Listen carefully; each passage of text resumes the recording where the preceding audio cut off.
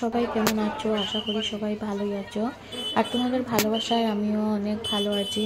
এই যে দেখো, অনেক রাত্রবেলা কোথায় গিয়েছি সবাই জানো। অনেক দিন থেকে এই মিশনে অনেক বড় প্রোগ্রাম চলছে, কারণ 100 বছর পূর্ণ হয়েছে, তাই বিশাল সুন্দর অনুষ্ঠানের আয়োজন করা হয়েছে। আর নতুন করে মন্দির তৈরি করা হয়েছে। আর এত ভিড় এই মন্দিরে, ভিড়ের কারণে মানে এতদিন যাইনি। আর উপরে তো উঠতে দিচ্ছিল না, কারণ মন্দির ওপেনিং হয়েছেই মাত্র। তো আজকে ওপেনিং হওয়ার পর গেলাম, যাওয়ার পরে ভিড় দেখে মানে প্রথমে ভয় পেয়ে গেছিলাম, কিন্তু তারপর ভালোই লেগেছে, কারণ ভিতরে ঢোকার পর আস্তে আস্তে সবাই বেরিয়ে যাচ্ছিল, কারণ প্রোগ্রাম শেষ হয়ে গেছিলো। আর মহারাজজি সবাই চলে যাচ্ছে, এই যে ওদের গাড়ি।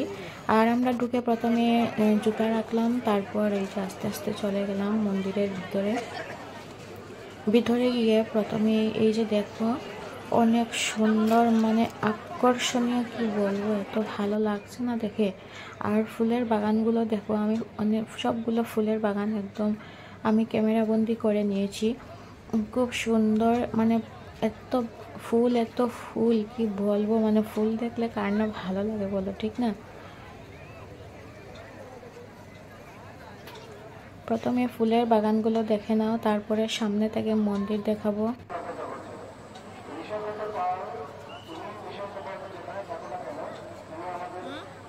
এই যে দেখে নাও, দূর থেকে মন্দিরটা কত সুন্দর লাগছে, কত ভালো লাগছে, একদম চোখ ধাঁধানো মন্দির। আর সামনের দিকে তো এত ফুলের বাগান করেছে, মানে এত সুন্দর ফুল বাগান, আর কতটা ভিড় একদম কি বলবো। আর তারপর এই যে দেখো, অনেক সুন্দর করে লোটাস বানিয়েছে।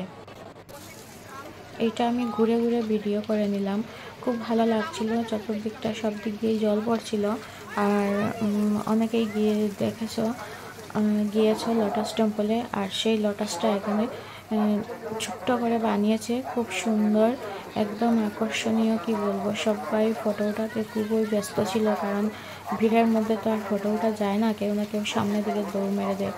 আর রাত্রিবেলা অনেক কম ছিল, লোকজন অনেক কম ছিল, তার কারণে ফটো ভিডিও করতে পারছি, একটু ভালো করেই করলাম। তো এই যে দেখো, অনেক সুন্দর, আশা করি তোমাদের খুব ভালোই লাগবে। যারা দেখোনি তাদের খুব ভালো লাগবে, আর যারা গিয়েছো, অনেকেই ভিডিও করেছো, দেখেছো, তাদের তো আর দেখতে ইচ্ছে করবে না।